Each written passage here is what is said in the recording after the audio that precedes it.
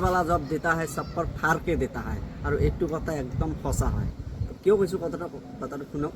তো আজি মই আহিছোঁ মানে আমাৰ গোলগঞ্জ গংগাধৰ ব্ৰিজৰ ওপৰত, ঠিক আছে। মানে কথাটো হ'ল এই এটা সময়ত মানে এই নদীটো আছিল সৰু নদী চব প্ৰথম আছিল এইখন দলং। এই যে থাম্বাটো দেখা যায় মাজৰ পোষ্ট, এইটো কিন্তু ইটা গাঁথনি আগত মানে ব্ৰিটিছ আমবলিৰ মানে পিলাৰ হয়, মানে ইটাতে বনাইছিল। তো এইখিনিৰ পৰা মানে এইখিনিলৈকে মানে আগত দলং আছিল, তাৰমানে এইখিনিৰ পৰা এইখিনি দলং আছিল আৰু এইখিনি মানে নদী আছিল আগতে, এইখিনিৰ পৰা এইখিনি নদী আছিল। আৰু এতিয়া চাওক কিমান ডাঙৰ হৈছে নদীটো। আৰু তাৰপিছত লাহে লাহে মানে নদীটো ভাঙি মানে এতিয়া মানে বহুত ডাঙৰ মানে ব্ৰহ্মপুত্ৰৰ নিচিনা হৈছে নদীটো, বহুত লম্বা হৈছে। আৰু তেতিয়া মানে আমাৰ জন্ম হোৱাৰ আগত আছিল, ঠিক আছে। আৰু তাৰপিছত আমি জন্ম হোৱাৰ পিছত মানে মই জন্ম হোৱাৰ পিছত দেখা পালোঁ, তেতিয়া আমি অহা যোৱা কৰিছোঁ এই নদীৰ ওপৰত নাৱেদি। মানে নদীটো ডাঙৰ হৈছে আৰু ব্ৰিজখনো ৰিপেয়াৰিং কৰা নাই, মানে ব্ৰিজখন সৰুৱে আছিল, এনেকুৱাই আছিল। আৰু নদীটো মানে তেতিয়া মানে তাৰপিছত নাৱেদি ভেটবেদি অহা যোৱা কৰিছিলোঁ আমি। আৰু যেতিয়া আমাৰ ঘৰৰ পৰা যদি আমি গোলগঞ্জ বজাৰ আহিছিলোঁ, মোটামুটি কেতিয়াবা দিনো গৈছে, কেতিয়াবা আধা বেলা গৈছে, কিবা কামত আহিলে মানে কিবা যদি বহুত টাইমৰ কামত আহিছে বজাৰ চজাৰ কৰিব, তেতিয়াহ'লে দিনো গৈছে মানে নাৱৰ কাৰণে। কাৰণ ৰখি থাকিব লাগে, মানে বহুত টাইম লাগে অহা যোৱা কৰাতে। আৰু কেতিয়াবা মানে নাৱৰ ঘাটটো এইফালে থাকে, কেতিয়াবা এইফালে থাকে, মানে এনেকৈ আছিল। নদীটো যেতিয়া শুকাই যায় মানে অলপ দূৰত যায়, কেতিয়াবা মাজত আহে, মানে এনেকুৱা হৈ আছে। তাৰপিছত আৰু একবাৰ এটা ঘটনা হৈছিল, নৌকা মানে ভেটবেদি এখন এক্সিডেণ্ট হৈছিল।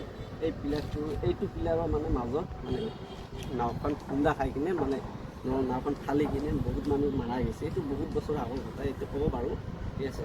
তাৰপিছত লাহে এইখন ব্ৰিজ হৈছে, এই ৰেল ব্ৰিজ এইখন, ঠিক আছে। এতিয়া এই ৰেল ব্ৰিজখন হোৱাৰ পিছত এই ফুটপাথটো মানে এইখিনি দিছে। আৰু এতিয়া মানে জাষ্ট বাইকেদি অহা যোৱা কৰিছোঁ আৰু মানুহবিলাকে অহা যোৱা কৰিছোঁ। মানে এতিয়া মানে আৰু বহুত সুবিধা আছিল, ভাল হৈছে আৰু মানে বহুত এটা ভাল পাইছোঁ।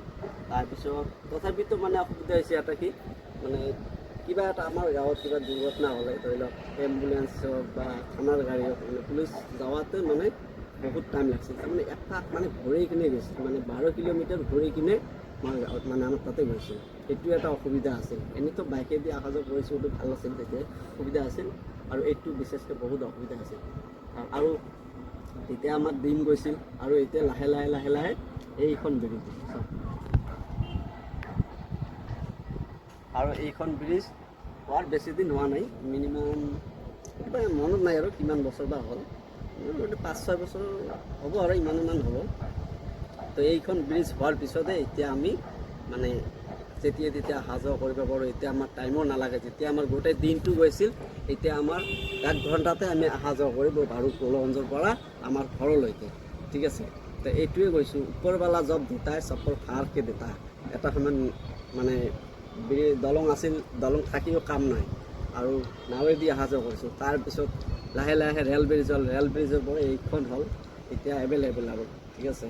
এইটো হ'ল আজিৰ ব্লগ। তো কেনেকুৱা লাগিল, ভাল লাগিলে লাইক কমেণ্ট কৰিব এটা, আৰু নতুনবিলাকে প্লিজ ফ'ল' এটা কৰি দিব, ঠিক আছে। বাই।